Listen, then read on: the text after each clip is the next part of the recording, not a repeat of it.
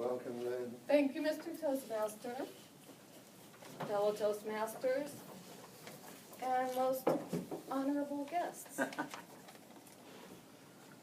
You buy a week's worth of groceries, put them in the trunk, hop into the passenger seat, and wait for your husband to get in and drive.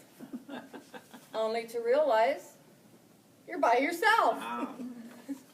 You're working at your desk and the phone rings. You press it to your ear, but there's no sound because you grabbed the stapler.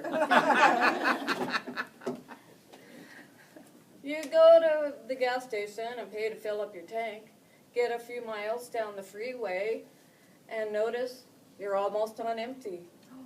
Ding dong! You forgot to pump the gas after you paid for it. It's good to poke fun at ourselves. Comedian Milton Berle said, "Laughter is an instant vacation." We all need a little giggle getaway, and everyday life is full of hilarious stuff. My friend Jeanette Marie Powell told me the guests at her wedding had a hard time not busting up when she and her husband were kneeling at the altar. It turned out the groomsmen had put tape on the bottoms of her husband's shoes that said, "Help me," written on the tape. Another friend, Jolene Navarro, shared some real-life stories. "My family has a dark sense of humor," she said. "My father was only 49 when he was killed in a plane crash. Deep sorrow, lots of tears and grief, but also lots of laughter for a life lived without regret." Jolene's mother, Cindy, was talking to the funeral director, and she couldn't stop laughing when he offered her the more expensive urns. "Roger would die if I spent that much on a vase." Jolene continued, 10 years later, we followed our mother's wishes and had her cremated. At her memorial, we received word that the urn would not be there on time. They asked if we wanted to wait. We cracked up. A few hundred people looked at us like we were crazy. My dad had always said Cindy would be late to her own funeral. I love how Jolene summed it all up. Life has deep, dark moments of tears. You have to balance it with humor, even at inappropriate times. Maybe especially at inappropriate times. I found a really cool quote by Michael Pritchard. "You don't stop laughing when you grow old. You grow old when you stop laughing." Medical studies reveal how laughing promotes longevity. It boosts your immune system, reduces stress, lowers high blood pressure, is good for our hearts, relaxes muscles, helps bond relationships, can lessen pain, and gives us strength to get through difficult times. Children laugh an average of 300 times a day, but for adults, it's only 15 times. What can we grown-ups do about that? My online research yielded some helpful information. For instance, get a pet, or join a laughing yoga class. Yes, there really is such a thing. Writer Winsome Couts says, "Laughter is a valuable part of your authentic happiness. Laughing each and every day is as good for you physically, emotionally, and spiritually as taking your vitamins and getting exercise." He also suggests play and be silly with small children. Look into laughing therapy. There are schools and therapists out there that will help you learn to laugh. Play fun games that induce laughing. Charades and Pictionary are good examples.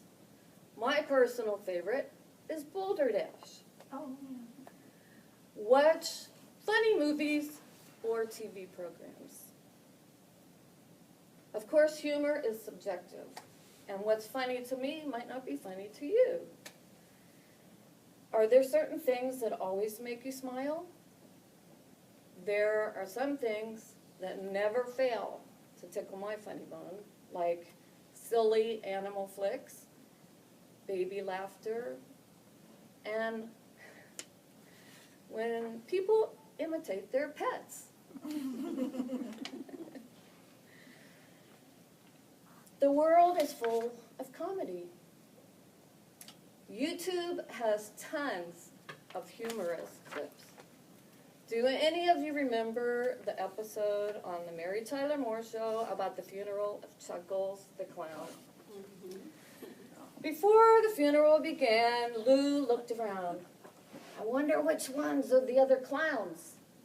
Murray said, we'll know soon because they're all going to jump out of a little hearse. Mary scolded them for being disrespectful when a man had just died. And the minister began talking, and he spoke about the characters created by Chuckles, such as Peter Peanut, Billy Banana, and Woohoo, and Mr. Fee-Fi-Fo, who had a little catchphrase for every time he'd fall down, pick himself up, and dust himself off. He'd say, I hurt my foo-foo. Well, Mary got the giggles, and she couldn't hold them in. When everybody turned and looked at her, she tried to cover it up. Okay, well, you have to watch it on YouTube to get the full impact. It's seriously funny. I had tears streaming down my cheeks. And there's another clip. Maybe you've heard of it. It cracks me up every time. A woman calls into a radio station to complain about the placement of deer crossing signs. She said, I mean, why are we encouraging deers to cross at the interstates? I don't get it. It's such a high traffic area. The DJ was speechless. The woman continued, it's so irresponsible of us to allow those deer crossings in an area where they are likely to be struck by oncoming traffic. You'd think they put them in smaller towns, like maybe at a school crossing. That would be a safer place for them to cross. The DJ finally replied, they're not telling the deer where to go. It's more like an alert to drivers to let them know it's a high deer population. And the woman, the government put those deer crossings there.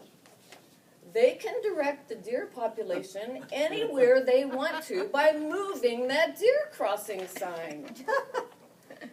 The DJ, you seem to be under the misunderstanding that the deer are attracted to the deer crossing sign.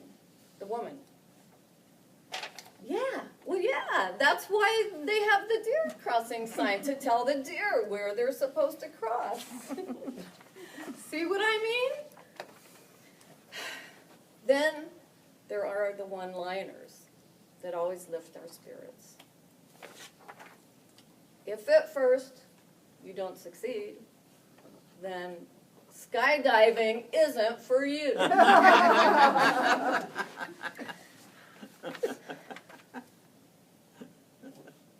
got lost in thought. It was unfamiliar territory. On the other hand, you have different fingers. Remember what Dr. Seuss said. From there to here, and here to there. Funny things are everywhere. I wholeheartedly agree, folks. So remember that each and every day you need to get your giggle on. Mr. Toastmaster.